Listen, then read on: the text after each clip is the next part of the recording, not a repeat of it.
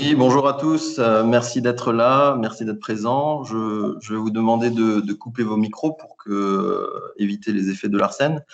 Je rappelle que la session est enregistrée et sera diffusée sur les réseaux sociaux aussi. Et donc, si vous ne voulez pas apparaître dessus, vous pouvez couper vos caméras. Donc, nous nous retrouvons aujourd'hui pour ce webinaire sur les aides fiscales et les crédits d'impôt 2021 en faveur des particuliers spécifiquement. Alors, on va voir qu'on va parler du crédit d'impôt pour la transition énergétique, le fameux CITE, qui a été fondé en 2014 et qui va disparaître au profit d'un nouveau dispositif qui s'appelle MaPrimeRénov'. On verra encore un autre crédit d'impôt qui concerne l'acquisition et la pose de systèmes de charge pour les véhicules électriques. Donc ça, c'est un crédit d'impôt qui a été instauré avec le CITE à l'époque, mais comme ce CITE va s'arrêter, ils ont créé ce crédit d'impôt pour l'acquisition et la pose de systèmes de charge pour véhicules électriques pour 2021. Et nous verrons encore les évolutions du dispositif Pinel pour l'investissement locatif qui devrait aussi bientôt s'arrêter. Alors, sans plus attendre, nous allons directement démarrer par le remplacement du CITE par MaPrimeRénov' au 1er janvier 2021. Alors, si vous voulez, MaPrimeRénov' existait déjà en 2020, puisque ça a été mis en place par la loi de finances pour 2020. Et c'était le principal dispositif d'aide destiné à remplacer le crédit d'impôt pour la transition énergétique. Donc, en 2020, qu'est-ce qu'il a été fait? Il a été recentré pour les ménages aux revenus médians. Et donc, il excluait ainsi du CITE presque totalement les ménages à haut revenu. Et donc, les ménages à faible revenu bénéficiaient déjà de la prime par le biais de l'ANA, qui était déjà MaPrimeRénov'. Et donc, qu'est-ce que nous dit la loi de finances pour 2021? Elle va transformer le CITE en prime versée par l'Agence nationale de l'habitat, cette fois-ci pour tous les contribuables éligibles en 2021. Donc, cette fois-ci, il n'y aura plus de conditions de ressources. On verra qu'il y aura des dispositifs de catégories, 4 catégories qui seront observées.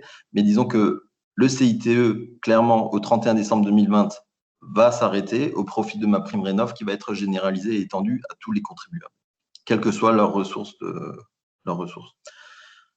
Alors, le montant de l'aide dépend donc du gain écologique sur le chantier engagé, de la localisation de votre résidence principale, où il faut savoir que seul le logement principal pourra bénéficier de MaPrimeRénov', et en fonction aussi de vos niveau de revenus, puisque ces revenus seront la condition par rapport aux aides qui seront attribuées. Alors, MaPrimeRénov' est versée en une fois, dès la fin des travaux. Une avance de frais peut être accordée afin d'aider à régler la compte des travaux. Le versement de la prime intervient dans un délai de 2 à 3 semaines après le dépôt du dossier complet avec les devis et les factures à l'appui. Et les bénéficiaires connaissent, avant même de faire les travaux, le montant qu'ils pourront obtenir par rapport à leur projet. Alors, tout se fait sur Internet sur le site en ligne maprimerenov.gouv.fr. Donc, c'est désormais accessible à tous les propriétaires, y compris pour les syndicats de copropriétaires dans le cadre du plan de finances de relance, et les bailleurs pourront déposer leur dossier à partir de cette année. Alors, on va rappeler ce qui s'est passé en 2020. Donc, pour les dépenses qui étaient payées à compter du 1er janvier 2020, la loi de finances pour 2020 avait remplacé pour les ménages les plus modestes le crédit d'impôt pour la transition énergétique par cette prime de transition MaPrimeRénov' qui servait à financer les travaux et les dépenses en faveur de la rénovation énergétique des logements. Et il avait réorienté aussi vers les ménages aux revenus dits intermédiaires et prorogé le CITE en le réservant aux propriétaires de leur habitation principale sous condition de ressources. Et donc, le CITE est dans ce cadre fixé forfaitairement par nature de dépenses. Et donc, on voit effectivement dans le tableau que j'ai reproduit les revenus fiscaux de référence minimum qui étaient nécessaires pour bénéficier du CITE. Donc ça, c'était les fameux ménages aux revenus dits intermédiaires. Et donc, ceux qui étaient en deçà de ce revenu fiscal de référence disposaient alors de la prime Rénov'.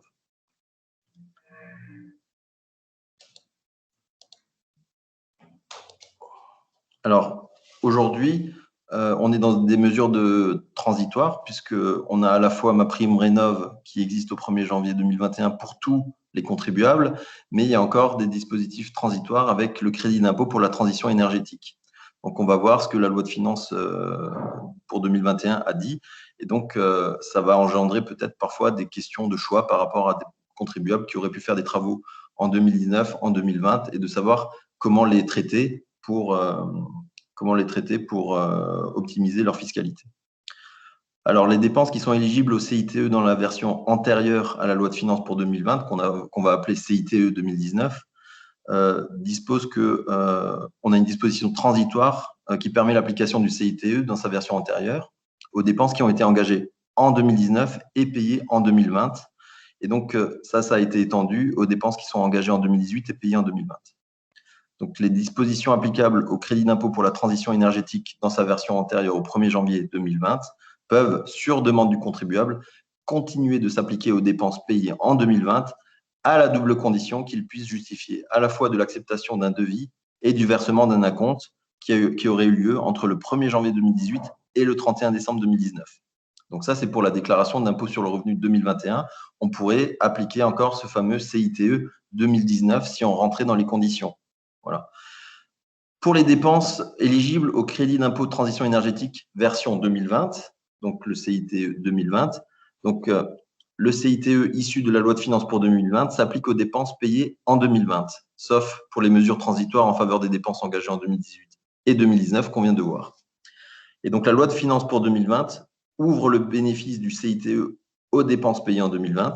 Ainsi, le CITE, dans sa version applicable aux dépenses payées en 2020, peut, sur demande du contribuable, continuer de s'appliquer aux dépenses payées en 2021 à la double condition qu'il puisse justifier à la fois de l'acceptation d'un devis et du versement d'un acompte qui serait payé au plus tard le 31 décembre 2020.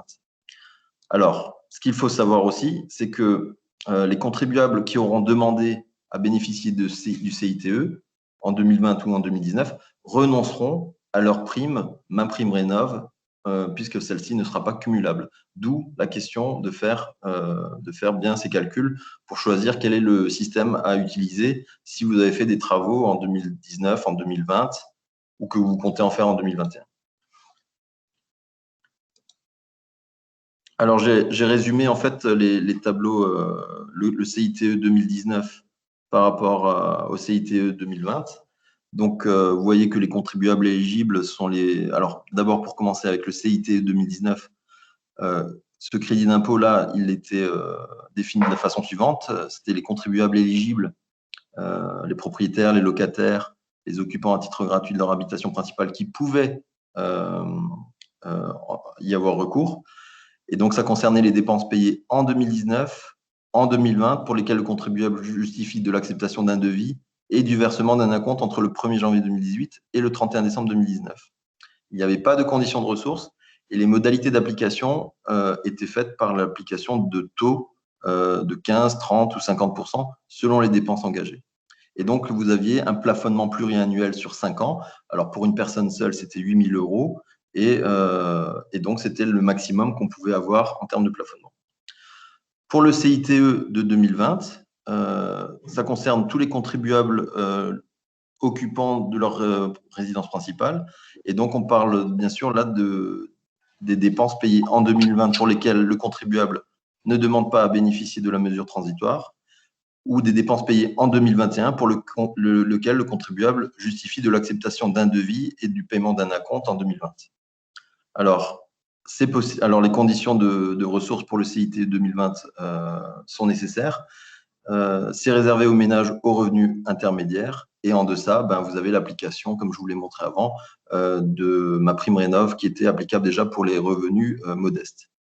Et donc là, le crédit d'impôt pour 2020 changeait puisque c'était un montant forfaitaire qui était délivré selon la nature des dépenses qui étaient données, avec pour chaque dépense un plafonnement du crédit d'impôt limité à 75% de la dépense éligible. Et ça a été encore resserré puisqu'on a un plafonnement pluriannuel qui a été limité, par exemple, à 2 400 € pour une personne seule. Donc, ça a été beaucoup plus, resserré. Donc ça, c'était la différence entre le CITE de 2019 et le CITE de 2020, qui sont encore utilisables exceptionnellement cette année si on respecte les conditions et les mesures de transition. Bien sûr, MaPrimeRénov va prendre le relais à compter du 1er janvier 2021, mais comme on est dans un espace charnière, eh ben, il y a peut-être des optimisations qui peuvent être faites entre les différents dispositifs. Donc, comme c'est un peu compliqué, on va faire un exemple. Et donc, vous avez un contribuable célibataire sans personne à charge qui réalise des dépenses de rénovation énergétique qui sont éligibles au CITE dans son habitation principale dont il est propriétaire. Son revenu fiscal de référence est de 26 000 €. Ses dépenses payées en 2020 ont fait l'objet d'un devis accepté et du versement d'un acompte le 18 mars 2018. Alors, ça se compose d'un audit énergétique, 350 €, acquisition et pose d'équipements de raccordement à un réseau de chaleur, donc c'était 1 750 et 300 €, et encore un appareil de régulation de chauffage pour 1 000 €, donc ça faisait un total de 3 400 €. Alors, le contribuable peut ici opter soit pour l'application du CITE dans sa version en vigueur en 2019, en raison de l'acceptation du devis et du versement d'un acompte en 2018, ou au titre de mesures transitoires, soit pour sa version applicable en 2020, puisqu'il répond aussi aux conditions de ressources et est propriétaire de son habitation principale. Donc, il avait la possibilité d'utiliser les deux crédits d'impôt. Donc, on va voir l'application du CIT 2019. Donc, s'il opte pour cette version en 2019, chacune des dépenses qui ont été payées en 2020 ouvre droit au crédit d'impôt au taux de 30%. Toutefois, la dépense de pose de l'équipement de raccordement à un réseau de chaleur n'est pas éligible au crédit d'impôt et le montant des dépenses ouvrant droit au CITE s'élève à 3 100 € et elles ne sont donc pas plafonnées, puisque là, on est encore sous le plafonnement de 8 000 € par rapport au CIT 2019. Et donc, vous avez différents crédits d'impôt qui s'appliquent. Donc, on a différents crédits d'impôt qui s'appliquent et on applique 30% donc sur le raccordement du réseau de chaleur et l'appareil de chauffage l'appareil de régulation du chauffage, c'est 30% de 1 000 €, donc ça fait 300 €. Ah oui, d'accord, oui. La barre du bas, ben oui, je n'arrive pas à la descendre non plus, en fait, la barre du bas. Alors, je ne sais pas comment la faire disparaître. Je vais pouvoir passer en mode plein d'écran. Je vais essayer de voir si ça marche comme ça, mais la barre du bas reste aussi… ouais, j'arrive pas à la descendre, à la bouger. Je suis en présentation web et donc c'est un peu bloquant, effectivement. Navré, désolé, je n'arrive pas à la changer non plus, en fait. Donc, je disais juste que voilà, vous avez donc le contribuable qui bénéficie d'un crédit d'impôt qui est égal à 105 € plus 525 € par rapport à ça. Et encore par rapport à l'application de l'appareil de chauffage et de l'acquisition du raccordement du réseau de chaleur. Alors, ensuite, pour la deuxième option, avec le CITE de 2020, les dépenses sont retenues pour un montant forfaitaire. Par ailleurs, pour chaque dépense, le montant du crédit d'impôt est plafonné à 75% de la dépense éligible, effectivement supportée par le contribuable. Donc, ça, c'est les nouvelles règles du crédit d'impôt pour 2020. Et donc, dans sa version applicable en 2020, la dépense afférente à l'appareil de régulation de chauffage est exclue du dispositif. Donc, on a un audit énergétique avec un montant forfaitaire de 300 €, avec une dépense plafonnée dans la limite de 75% des 350 €, ça fait 263 €. Et l'acquisition et la pose d'un équipement de raccordement à un réseau de chaleur qui donne lieu à un montant forfaitaire de 400 € dans le cadre du crédit d'impôt pour la transition énergétique de 2020. Donc, cette dépense n'étant pas plafonnée, on va retenir 400 plus 263 € et donc, ça sera le total du crédit d'impôt par rapport à 2020 et celui-ci n'est pas plafonné à 2004. Enfin, il ne subit pas le plafonnement puisqu'il est inférieur à 2 400 €. Donc, le précédent, on était à 930 €. Je ne l'ai pas cité parce qu'on ne l'a pas vu, on ne le voit pas, mais de mémoire, il était à 930 €. Donc, le CITE de 2020 était un peu inférieur à celui de 2019. Alors, ensuite, si on faisait des dépenses en 2021, donc, par exemple, l'acquisition et la pose d'une pompe à chaleur dédiée à la production d'eau chaude sanitaire pour 6 000 €, l'acquisition et la pose d'une chaudière à l'alimentation automatique fonctionnant au bois pour 5 000 €, ça nous ferait un total de 12 600 € en intégrant l'insert à granulés.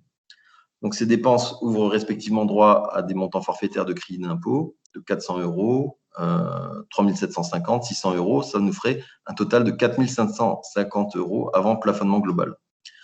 Alors, comme le montant du crédit d'impôt pouvant être obtenu au titre de 5 années consécutives est plafonné à 2 400 €, et en l'espèce, si le contribuable a opté pour le CITE de 2019 de 930 € ou celui de 663 €, il sera limité alors à soit 1 470 € pour l'option du CITE 2019, soit 1 737 pour l'option du CITE 2020.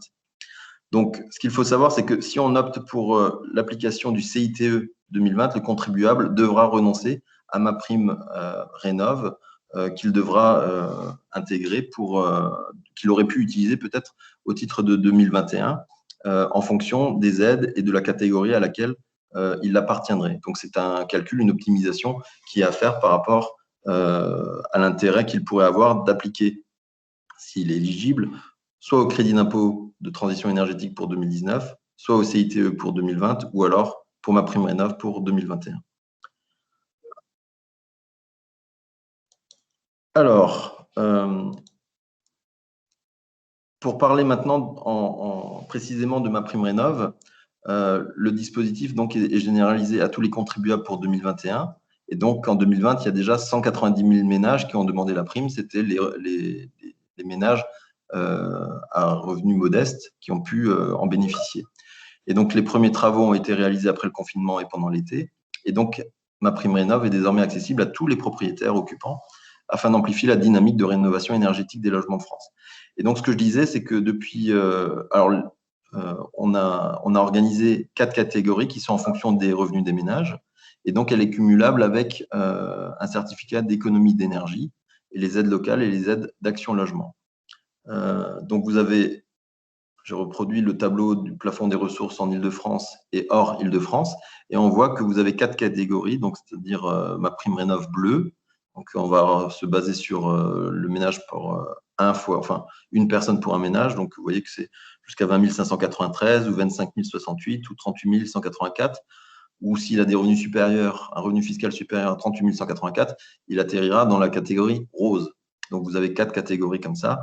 Et en fonction de ça, vous avez chaque fois des aides qui sont données par ma prime rénov qui sont limitées au fur et à mesure. Plus vous montez dans les revenus et moins vous avez d'aides. Alors, on va voir quelques exemples ensemble. Et avant de passer à ces exemples-là, on va juste ouvrir une petite parenthèse par rapport aux certificats d'économie d'énergie, qui sont des coups de pouce, en fait, qui sont donnés par certains fournisseurs de gaz, d'électricité ou des acteurs de la grande distribution pour avoir des coups de pouce chauffage, des coups de pouce thermostat, avec régulation performante, des coups de pouce isolation, des coups de pouce rénovation globale. Et donc, les conditions d'éligibilité au CE, donc, pour avoir ces certificats d'économie d'énergie, il faut être soit propriétaire occupant, soit propriétaire bailleur, soit locataire. Et il faut absolument que vous ayez un devis accepté avec un professionnel qui soit qualifié RGE, parce que cette qualification est requise. Et donc, les travaux sont listés sur le site écologie.gouv.fr. Donc, vous pourrez vous y rendre pour revoir la liste des opérations qui sont standardisées. Et ce qui est très important, c'est qu'il faut contractualiser votre démarche avec le fournisseur d'énergie avant de faire votre dépôt de demande de certificat d'énergie, sinon ça ne sera pas accepté. Donc, lorsque je publierai cette vidéo, les barres seront enlevées et donc vous pourrez le revoir plus facilement. Ensuite, ma prime rénov, donc là, on est sur la catégorie bleue. Alors, vous voyez à combien on a droit. Donc, si vous avez une sortie de bonus, sortie de passoire, vous avez une aide de 1 500 €. Vous pouvez avoir encore des certificats d'économie d'énergie qui se rajoutent à l'aide de ma prime rénov pour avoir un total de 1 500 € ou alors de 14 364 € pour changer et passer à une chaudière à granulés.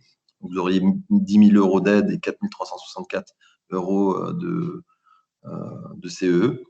Et donc, vous avez toute une liste comme ça qui est donnée et on va voir qu'au fur et à mesure, ça va diminuer. Alors ensuite, on a des exemples, hein, à chaque fois il y aura un exemple. Donc nous avons par exemple un couple avec 2 enfants qui ont des revenus annuels pour 30 500, qui sont dans la Creuse et qui ont un logement avec une étiquette énergie F. Donc c'est ce qu'on appelle les passoires thermiques. Et donc ils ont changé leur chaudière à granulés et ils ont bénéficié d'une aide de 15 900 € pour un total de coût de travaux de 18 000. Et donc c'est en lien avec la prime rénov et avec le CE en fait.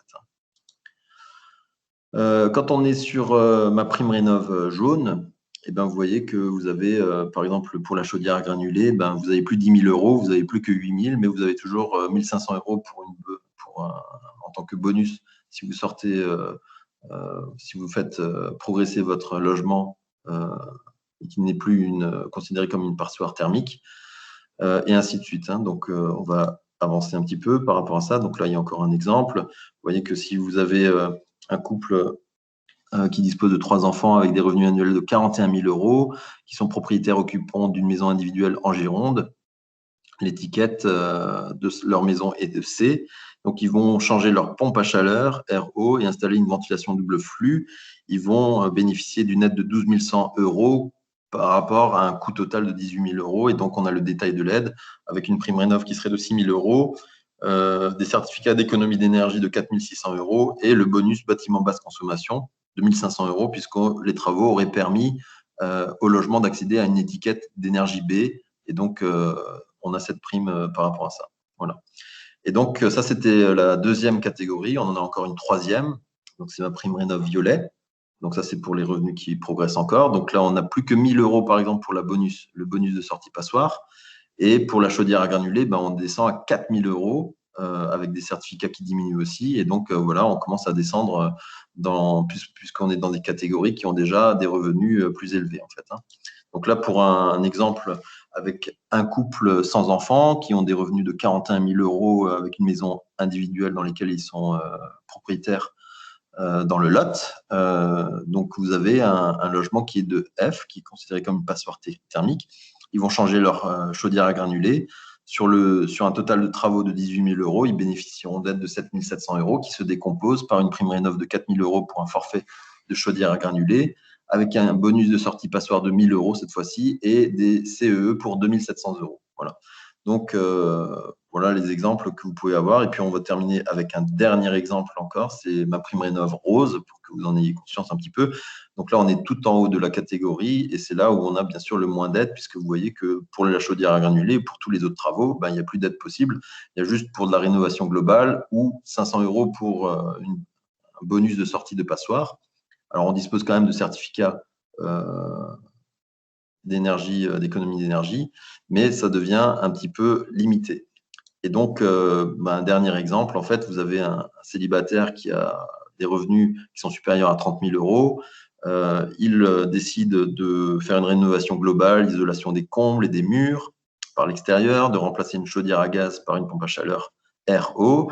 Et donc, il a bénéficié d'une aide de 10 000 € par rapport à des coûts qui représenteraient 39 700 €, avec 3 500 € pour un forfait de rénovation globale et 6 500 € dans le cadre du coup de pouce rénovation globale. Voilà. Donc, juste pour terminer, avec cette prime rénov, vous avez aussi, alors si vous êtes dans copropriété, sachez que les syndics peuvent aussi bénéficier de ma prime rénov pour la copropriété. Alors il y a des conditions, bien sûr. Par exemple, la résidence principale la copropriété doit être composée d'au moins 75% de lot d'habitation principale. Elle doit être immatriculée au registre national des copropriétés, puisque ça, c'était une obligation qui devait être faite il y a voilà maintenant 2 ou 3 ans, etc. Donc, vous avez le dépôt de dossier qui peut être fait à compter du 11 janvier 2021, avec des travaux qui pourront être lancés à compter d'octobre. Et là, vous voyez à combien la copropriété peut-elle avoir droit. Donc, 25% du montant des travaux, voilà, des travaux pour 15 000 € fois le nombre de logements. Pour le financement de l'accompagnement, 30% du montant de la prestation. Bonus de sortie passoire, c'est 500 € par logement, etc., etc.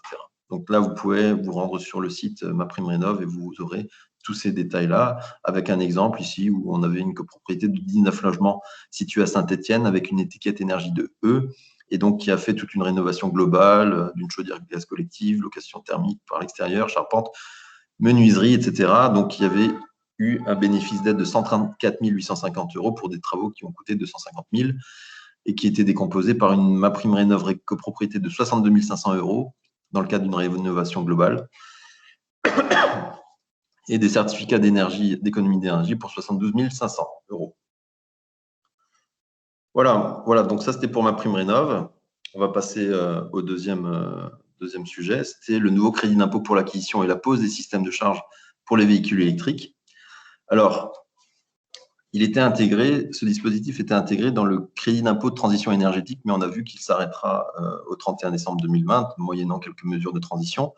Et donc, il a été créé un nouveau crédit d'impôt pour ces dépenses d'acquisition afin qu'ils ne disparaissent pas avec la disparition du crédit d'impôt transition énergie.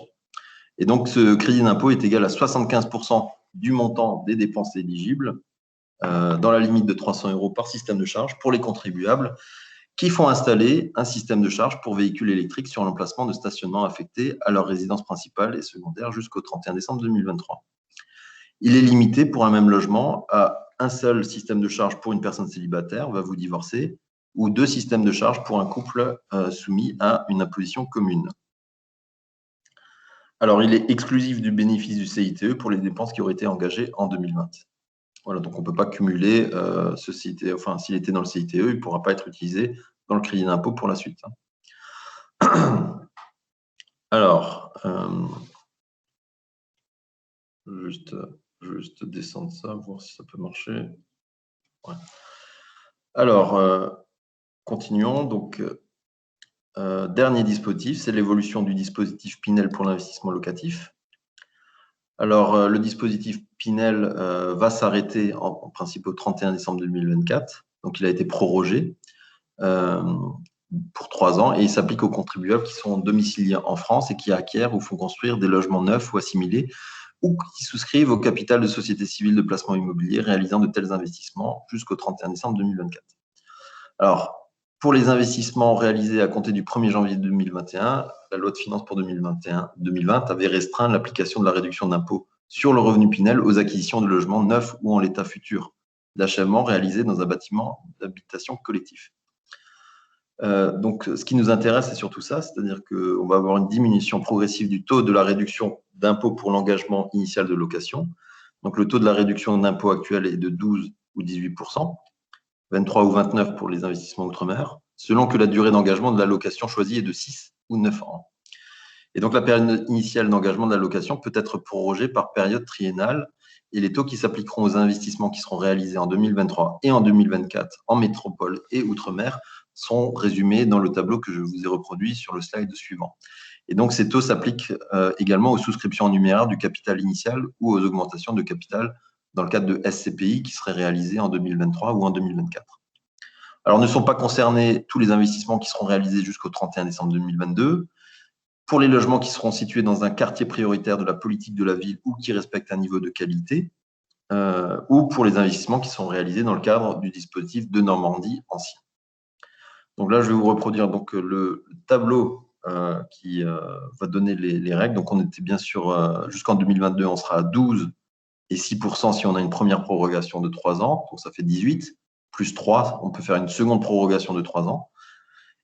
Ou alors, si on est sur un engagement initial de 9 ans, ben, on dispose déjà de la défiscalisation de 18% avec une prorogation unique de 3 ans. Donc, c'est 3%. Donc, on arriverait à 21% en tout jusqu'au 31 décembre, jusqu'aux investissements. Enfin, pour les investissements qui seraient réalisés jusqu'au 31 décembre 2022.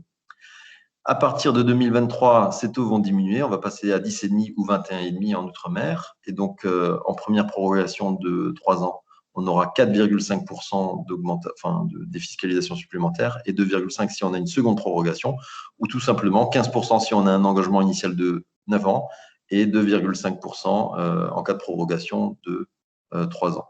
Donc là, on tombe à 17,5% contre 21% au maximum. Et en 2024, ça va encore diminuer puisqu'on va être à 9 et 20% et 3% en cas de première prorogation, donc ça sera 12 12 plus 2, 14, ou alors 12 pour les premières 9 années et 2% en cas de prorogation unique. Donc, on va tomber à 14% contre 15,5 et 21 actuellement. Donc là, ça va être diminué et on verra ce qui se passera à partir du 31 décembre, enfin du 1er janvier 2025. Est-ce qu'on aura un autre dispositif? Comment il sera? Ce qu'on a pu remarquer par rapport aux anciens dispositifs défiscalisants, c'est qu'ils étaient de moins en moins attractifs au niveau de leur taux de défiscalisation. Voilà, il est 14 heures pile poil. On a tenu nos 30 minutes, donc je suis encore disponible avec vous pour échanger si vous souhaitez poser des questions ou si vous souhaitez qu'on revienne sur un slide que vous n'auriez pas bien vu parce que là maintenant j'ai effectivement un peu essayé d'agrandir pour que ce soit un peu plus visible. De toute façon, cette vidéo sera enregistrée et puis on fera en sorte de gommer un peu tous ces problèmes visuels.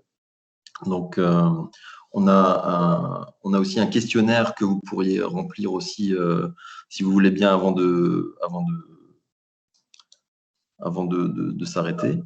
Et donc, on va vous le mettre, on vous l'a mis là à disposition. Donc, si vous pouviez juste prendre 30 secondes pour donner vos impressions de façon à ce qu'on puisse corriger, améliorer les prochains webinaires ou suggérer d'autres sujets qui vous intéresseraient, n'hésitez pas à le dire à travers le lien qu'on vous a mis en commentaire. Quant à moi, alors, on ne pourra pas avoir le support, mais par contre, on peut toujours aller sur la chaîne YouTube du cabinet pour revisualiser le webinaire avec les différents slides. Voilà, ben, écoutez, si je n'ai pas d'autres questions, je vous remercie de votre attention. Nous restons à votre disposition et puis nous nous retrouverons le mois prochain pour un prochain webinaire sur un autre sujet d'actualité. Merci à vous, bon après-midi. Au revoir.